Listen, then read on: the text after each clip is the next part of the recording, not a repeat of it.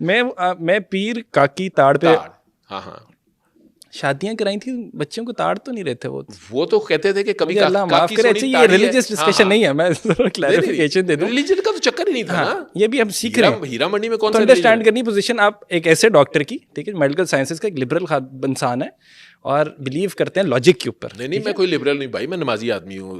मतलब sir liberal का मतलब आपने भी वही वाला लिया ना लिबरल किसने कहा लिबरल जो है नमाजी नहीं हो सकता? नहीं ये 2 नंबर नमाजें मैं भी पढ़ता हूँ दिखाने के नहीं लिए नहीं कि बिल्कुल यार ऐसे ये नहीं कहेंगे है, इसने यू नमाज आर नहीं बीइंग पढ़ी। मॉडेस्ट माशाल्लाह। लेकिन मैंने तो क्या क्लैरिफिकेशन दे देना, ऑडियंसेस कंफ्यूज ना हो जाइए। पीर काकी ताड़ साहब के पास अभी हम जाने लगे हैं और कराते हैं मस्त मस्त। मस्त, हाँ उन्होंने कहा जी वो वहाँ पे मस्त मस्त कराते थे, धमाल डलवाते हैं, और वो तो कहते हैं काकी सोनी ताड़ी है, कभी जाओ काकी सोनी ताड़ के आओ पहले। अल्लाह मैं अकबर। कहूँ सर मुझे यार लगता है ये मेरा तो कोई, करियर मुश्किल में पड़ने लगा मेरे है। जहन में तो वो बाबा दूसरा आया कि एक परना डाला हुआ है, वो बाहर खड़े हैं, वो कह रहे हैं कि काकी ताड़नी है। तो मैं परेशान सा था कि वहाँ होगा क्या, लेकिन जो गुफ्तगू उनसे फ़ोन पे हुई थी वो बहरहाल मैं उसमें एंगेज था, और मुझे सेंसिबल आदमी को लग रहे थे, कोई समझदार कोई बंदे बहरहाल थे। मुझे अब शौक था कि एक बार मिलना तो है मैंने। गुफ्तगू से सेंसिबल लग रहे थे, नाम वगैरह से तो नहीं। वो जो नाम बता रही थी, नाम तो बहरहाल, ऑब्वियसली और जगह जो ऑब्वियसली। बता रही थी, वहां से तो बंदा दिन को नहीं गुजरता, जाए रात को, और अगर पकड़ा जाए तो बंदा कहता मैं तो खुस्सा लेने आया था, या अल्लाह फज्जे का भला करे कि वो तो मैं तो फज्जे के पावे खाने आया था। 2 बजे तो निकल ही आती हैं, ठीक है। ऐसे ही है। तो वो थोड़ा सा ज़रा चैलेंजिंग था, लेकिन चैलेंज तो खैर मैं लेता ही था, और मैंने कहा नहीं मैंने जाना है। वो भाई के साथ मैं गया, उन्होंने जाते साथ कह दिया पागल डॉक्टर आया। मुझे देखते साथ, मुझे आज तक याद है, भाटी में उनका घर था, वो हीरा मंडी वाली जगह पे नहीं मिले। उन्होंने मुझे फ़ोन पे कहा कि नहीं आप इधर आएँ, मेरे घर आ जाएं। मैंने कहा इनका घर भी इधर है। तो उन्होंने कहा बिस्मिल्लाह स्ट्रीट में जो है ना, वो विक्टोरिया गर्ल्स हाई स्कूल के बिल्कुल साथ, भाइयों वाले मैदान के साथ, बैल वो जो भी लोकेशन उन्होंने समझाई। मेरा भाई क्योंकि उसके दोस्त सारे वहाँ रहते थे, वो जाता था नून शहर, वो उसने कहा मुझे समझ आ गई, मैं ले जाता हूँ। वहाँ गए तो वो छोटा सा घर था, बाहर लिखा हुआ था बुखारी हाउस, और बहुत ही तंग गलियाँ जो हैं पार्टी गेट के अंदर। तो जाते साथ ही एक आदमी ने कहा जी आप ऊपर चले जाएं। हम सीढ़ियाँ चढ़ के ऊपर गए, पुराना छोटा सा तंग सा घर, और साथ ही सीढ़ियों के दरवाज़ा था जाली वाला। तो उन्होंने कहा जी अंदर चले जाएं। दरवाज़ा खोला, जूते उतारे, बाहर ही उतरे हुए हम भी अंदर गए। तो वो लेटे हुए थे, आम सा एक आदमी, मेरा ख्याल था कोई इधर से नूर निकल रहा होगा, कोई लोबान और अगरबत्ती जल रही होगी, आयन और गायन के मखरज से कुछ बात समझाई जा रही होगी। वहाँ पे कोई बंदा ही नहीं, आम सा इंसान एक आराम से नीचे ही गद्दा डाला हुआ है, वहाँ लेटे हुए हैं। और देखते साथ उन्होंने से दरवाजे इधर देखा, तो कहते हैं ओ पागल डॉक्टर आया। तो मुझे ये चीज़ भी अच्छी नहीं लगी। मतलब मैं कहा ये मुझे क्यों पागल कह रहे हैं, ये क्या तरीका ग्रीट करने का, एक बंदा आया ये तो। आज मुझे इस नाम से बड़ा प्यार है। तो बहरहाल उनसे बैठ के बात शुरू हो गई। वो उस बात में उन्होंने कहा अच्छा दुआ करते हैं। बाकी एक पेशेंट आया हुआ था, उसे हार्ट सर्जरी होनी थी और उसके पैसे नहीं थे, और सारी वो कहानी मैंने पहले कई बार सुनाई भी है। वो कहते हैं चले दुआ करते हैं, सब आंखें बंद करें। मैंने भी बंद की, भाई ने भी बंद की, वो पेशेंट उसकी बीवी थी, एक और कोई और बंदा था, सब ने आंखें बंद कर ली। उन्होंने कहा आंखें बंद करके प्यार से 3 बार अल्लाह के। मैं ये कौन सा मुश्किल बात है, मैंने भी कह दिया। जब उन्होंने रोने की 1-2 की आवाज़ें आई, मैंने कहा पता नहीं वो बेचारी परेशान है औरत अपने खामद की वजह से, वो रो रही होगी या आदमी रो रहा है। जब आंखें खोली तो मेरा भाई भी रो रहा था, जो हेले कॉलेज से उस वक्त एमकॉन्स कर रहा था, मॉडर्न किस्म का बच्चा था।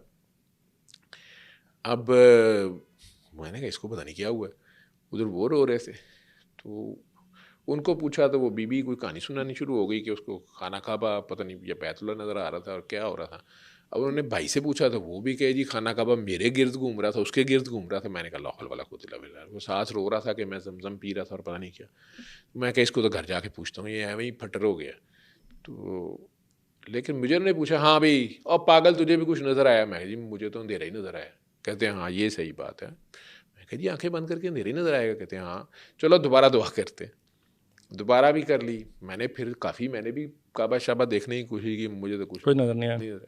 तीसरी बार में फिर उन्होंने कहा मैंने कभी किसी को 3 बार दुआ नहीं कराई, और पागल तुझे तो खुली आंखों से नज़र नहीं आ रहा। तो वो मैंने कहा यार मुझे तो नज़र आ रहा है, ये क्यों है मेरे पे चढ़ाई करी जा रहे हैं। और मैं अपने आप में बड़ा खुश के देखा ना, मेरे पे तो कोई मंतर नहीं चला।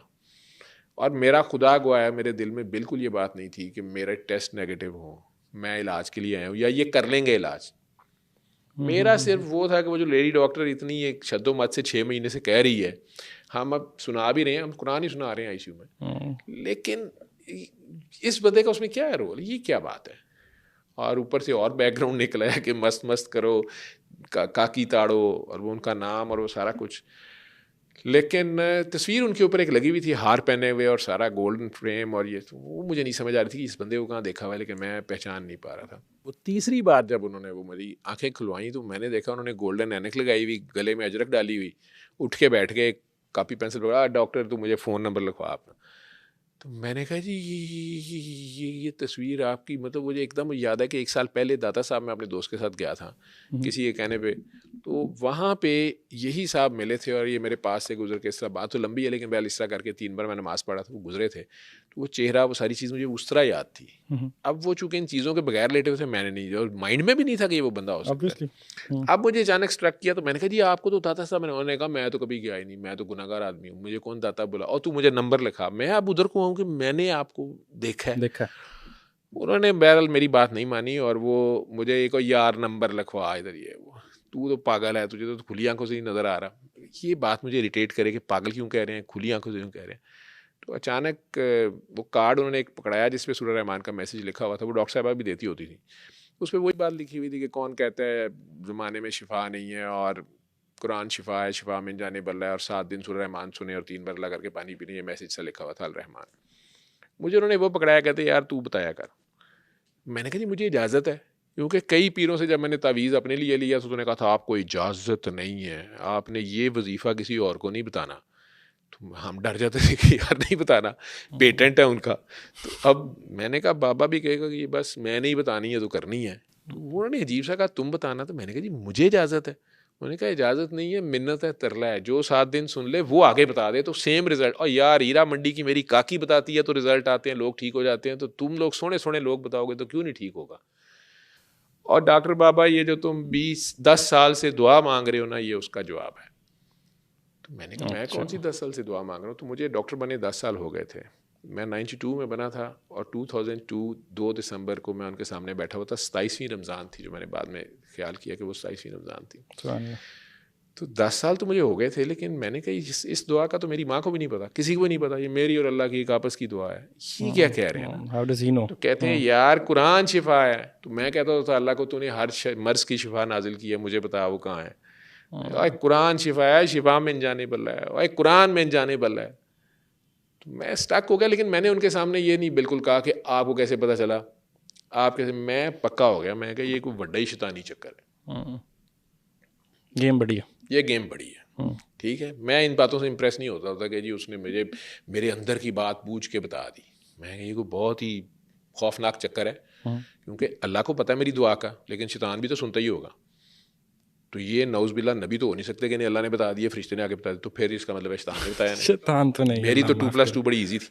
ठीक है, और ऊपर से हीरा मंडी बैठे हुए हैं, और नाम भी, और ऊपर से नाम भी काकी ताड़, और ऊपर से मस्त मस्त करो और सोनी सोनी काकियाँ ताड़ो। ये क्या बात है।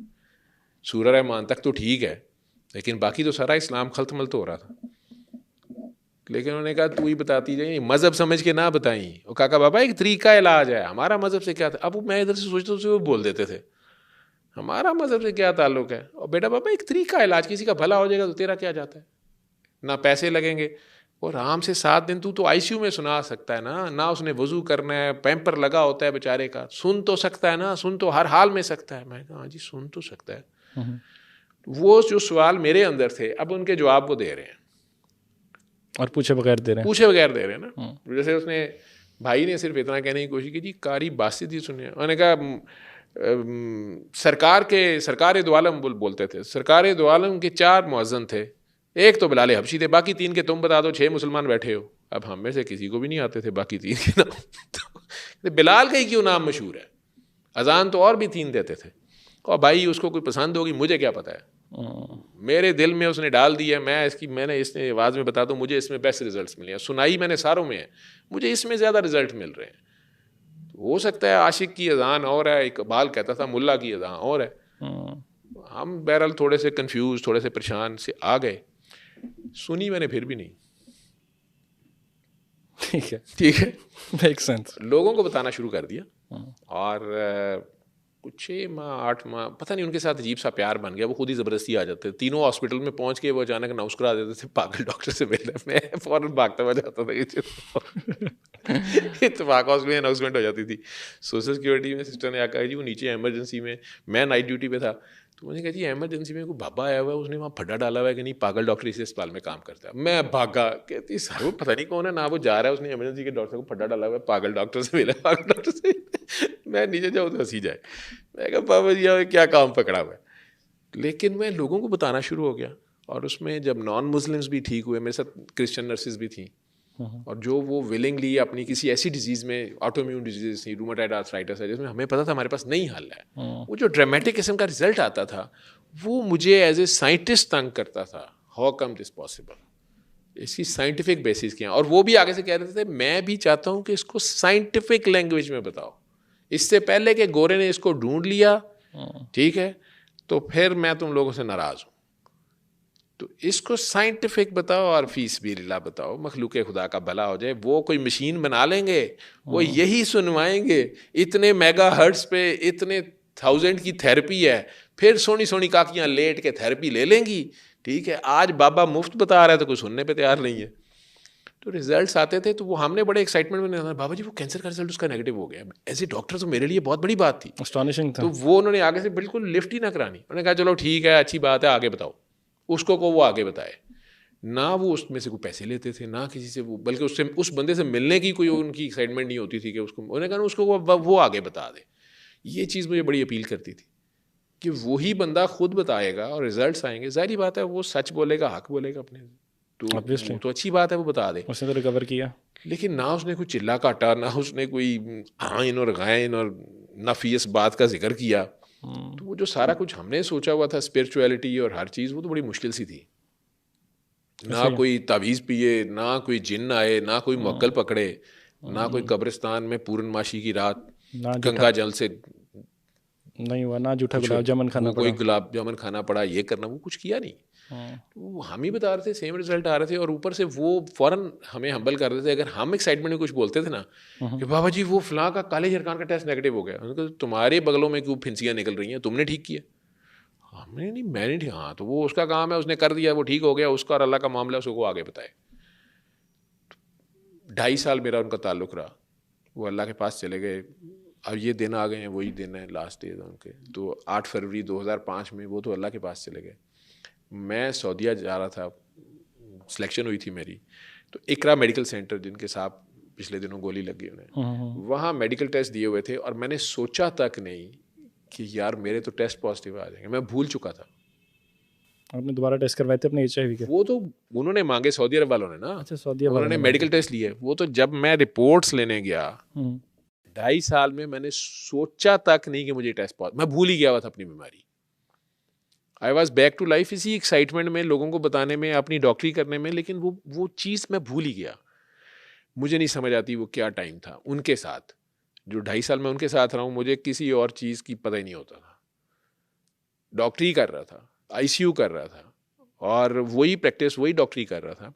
एक्साइटमेंट मुझे इसलिए थी कि जैसे गंदम की गोली, उसे हम बोलते हैं, सारे आम पब्लिक बोलती है गंदम की गोली आने, वो गंदम की गोली नहीं होती, गंदम में रखने वाली गोली होती है। और अब तो सारों को पता है, तो 2000 तक तो लाहौर के 1-2 डॉक्टरों को पता था कि इसमें जहर कौन सा है। तो वो यंगस्टर्स या लोग जो हैं, वो सुइसाइड के लिए बड़ी फेवरेट और over the counter easily available 5 रुपए की गोली थी। वो एंटी रोडेंट्स थी, किसी को पता नहीं था इसमें क्या है, लेकिन उसकी 100% मॉर्टेलिटी थी। जो खा लेता उसने मरना ही मरना होता था, और बड़ी मिजरेबल डेथ होती थी कि आपके सामने एक बंदा चल के आया, यंग बंदा या बंदी या जो भी उसकी एज है, वो बातें कर रहा, मैंने खा ली गलती से डॉक्टर साहब, मुझे अब दर्द हो रही है, मुझे तबीयत ख़राब हो रही है, और आप कह रहे हैं अच्छा चलें ठीक है बैठें, ये लगाओ वो लगाओ। लेकिन विद इन 24 आवर्स जिस तरह स्लो डेथ से वो जाता था और अचानक डिटेरियोरेट करता था, और आपकी कोई दवाई उस पर काम नहीं करती थी, और आपके सीनियर्स आपको इस तरह डील कर रहे थे, यार इसने कौन सा बचना है, तो दूसरे मरीज़ को देख, एमरजेंसी हैवी जब चल रही होती थी। हाउस जॉब से ये पेशेंट मेरे लिए चैलेंजिंग था। तो मैंने उस वक्त हफीज़ खान साहब म्यो में होते थे, मैं उनके पास भी गया था, मुझे याद है, और उन्होंने इसके ऊपर ढूंढा, और उन्होंने पेपर भी फिर एक छोटा मोटा लिखा। एल्यूमिनियम फॉस्फाइड इसमें थी, जो फॉस्जीन गैस के तौर पे वियतनाम में अमेरिका ने यूज़ की थी। तो ये खाते साथ स्टमक से वेपरेट होती थी, और ये हार्ट को पड़ती थी, और ब्लड वेसल्स, पूरी जिस्म की ब्लड वेसल्स स्वेल कर जाती थी, तो वो बंदा 24 आवर्स में मर जाता था। तो उसका इलाज कोई नहीं था। हमारी हैरिसन जो है, बाइबल ऑफ मेडिसिन जो है, उसमें भी लिखा हुआ था कि 100% मोर्टेलिटी है, मतलब मरना ही मरना, इसका एंटीडोट ही कोई नहीं है, त्रियाक नहीं है। मैंने उन पेशेंट्स को सुनानी शुरू कर दी, और उनमें जब रिजल्ट्स आने शुरू किए तो मेरे लिए ये माइंड बॉगलिंग था। ठीक है ना। और हमारे डॉक्टर्स ने साथ बहस शुरू कर देनी, जो दूसरों ने कहना और नहीं यार इसने जाली गोली खाई होगी। अब मैंने कहा इसने जाली खाई है तो ये वेंटिलेटर पे चला गया और बच गया, ये कैसे बचा है? जाली थी तो वेंटिलेटर पे क्यों गया ना, ठीक है। और नहीं अच्छा एक्सपायर्ड होगी, भाई वो इतना सीरियस हो गया, गुर्दे उसके वॉश हो रहे हैं, उसके हार्ट उसका बैठा हुआ है, लेकिन बचा कैसे है? और उनका कई बार दिल रुका भी, 100 बार दिल रुका, चलाया गया। 7 सूरह रहमान दिन में 3 बार लग रही है, आज भी वो लोग जिंदा हैं, मैं मिलवा सकता हूँ, उनके इंटरव्यूज़ हुए में। तो ये चीज़ें फिर मेरे लिए ये एक किस्म की जो है ना एक्टिविटी बन गई।